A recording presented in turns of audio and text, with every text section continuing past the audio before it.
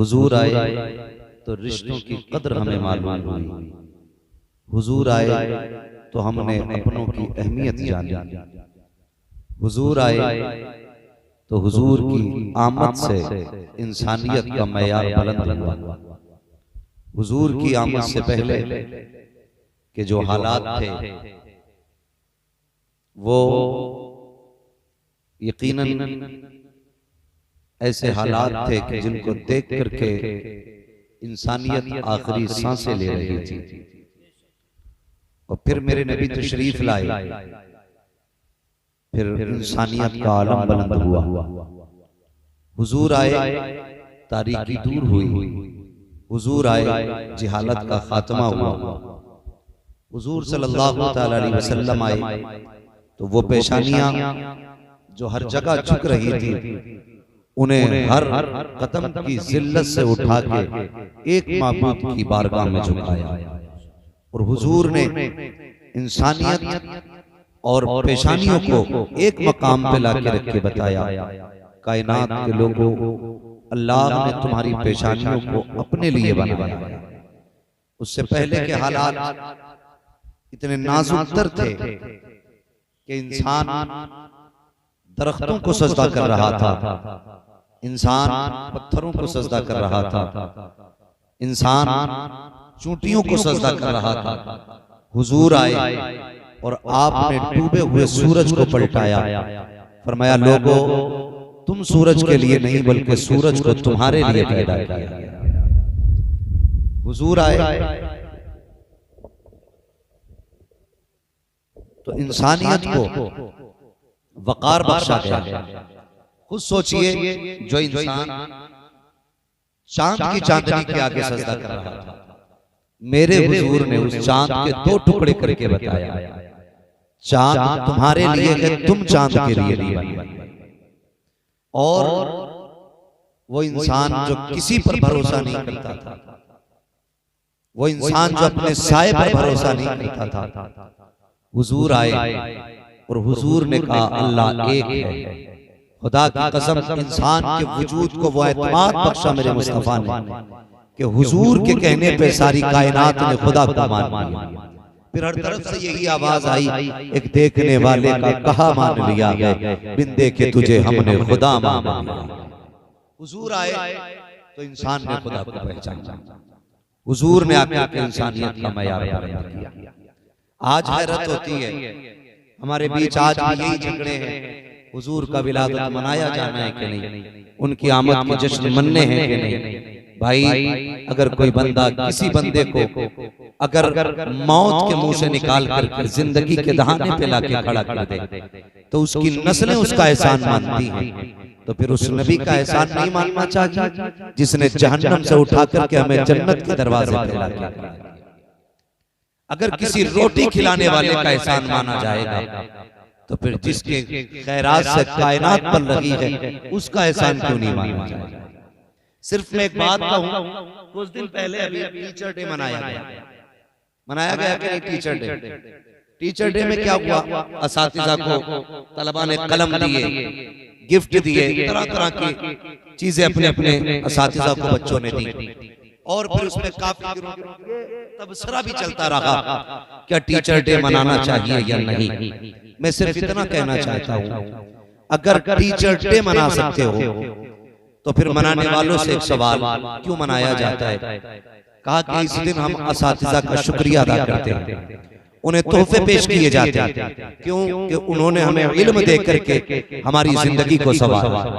तो मेरा सिर्फ इतना कहना है, अगर टीचर डे मनाना है तो शौक से मनाओ, लेकिन उससे पहले उस नबी का जन्मदिन मनाओ जिसने इकरा कह करके कायनात को तालीम का सबक दिया।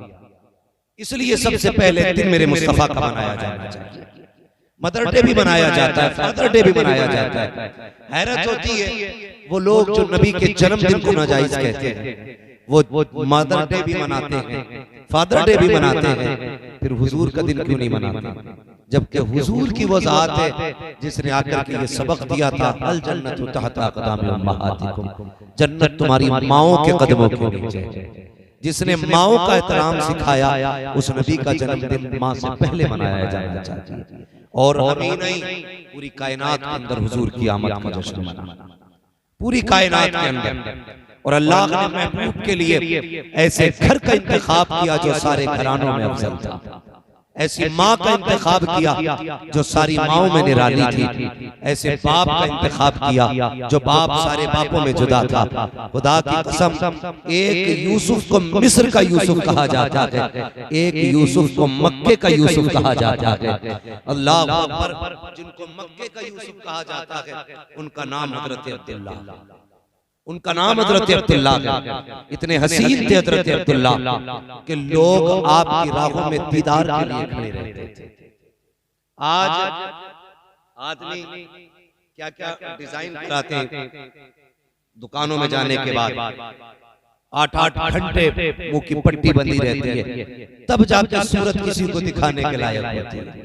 कुर्बान जाओ हजरत अब्दुल्ला के चेहरे पर कि जिस गली से गुजरते थे लोग हसरत से देखा करते थे, हसरत से लोग देखा करते थे, औरतें पर्दे से झांका करती थी, ये कौन है, ये कौन हसीन जा रहा है।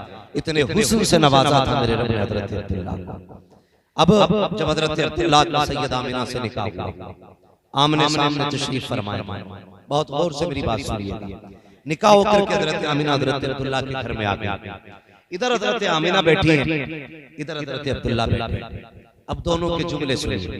हजरत आमिना कहती हैं, अब्दुल्ला अल्लाह का शुक्र है जिसने मुझे आप जैसा खूबसूरत और खूबसूरत शोहर अता किया। ये किसने कहा? हजरत आमिना ने। रब का शुक्र है जिसने मुझे आप जैसा खूबसूरत और खूबसूरत शोहर अता फरमाया।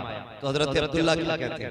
हजरत अब्दुल्ला कहते हैं, नहीं आमिना, तुझसे ज्यादा नसीब वाला तो मैं हूँ, क्योंकि रब ने मुझे सबसे बेहतर खूबसूरत और खूबसूरत बीवी अता फरमाई।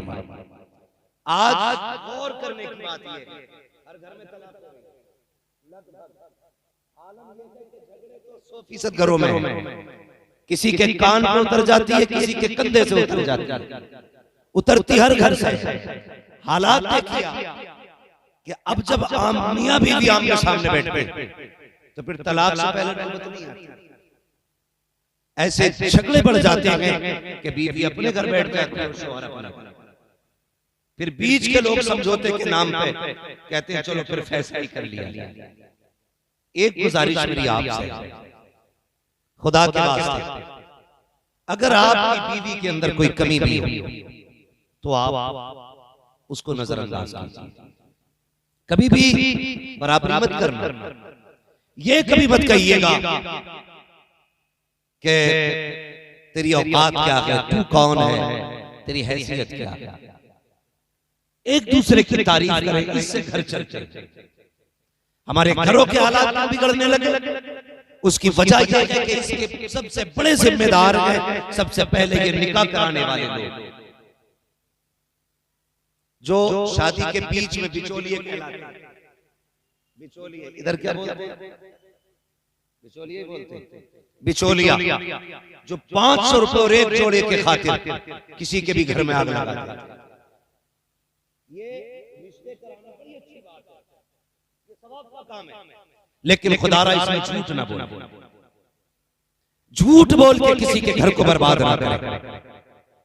होता क्या जब रिश्ते की बात आती है ना, लड़के वाले की तरफ पहले जाता है ये बिचौलिया, कहता अभी देख के आ रहा हूं, अभी लड़के ने ना मुंबई से 80,000 डाले अपने अब्बा के खाते में, 80,000 डाले अभी। और रिश्ता होते होते पता चलता है, जब इधर 80,000 की खबर है तो लड़की वाला भी कह देता है यार जब इतनी अच्छी कमाई है ना तो फिर ऐसा करो 5 लाख हमसे ले लो, 10 लाख में ये रिश्ता करा दो। इस तरह से फिर रिश्ते कराए जाते हैं। जब निकाह होकर वापस आता है तो पता चलता है कि इसकी कमाई 15,000 रुपए महीना। जब 15,000 रुपए महीना की बात होती है तो फिर झगड़े। लड़की वाले कहते हैं तुमने झूठ बोला था कि तुम्हारा बेटा 80,000 कमा रहा है, तो कहते हैं तूने भी तो झूठ बोला था 10 लाख देंगे, तूने भी तो 3 लाख दिए। फिर यहां से आपस में रिश्तों में इख्तिलाफात पैदा होते हैं, और जब ये इख्तिलाफात आगे बढ़ते हैं तो फिर ये इतने बढ़ जाया करते हैं कि नौबत तलाक पर आ जाया करती है। जिंदगी ऐसे न गुजारो कि घरों में झगड़े पैदा हो। अल्लाह ने तुम्हारे हिस्से में जिसको मुकर्रर किया है उसके साथ जिंदगी सुकून के साथ गुजारो। हजरत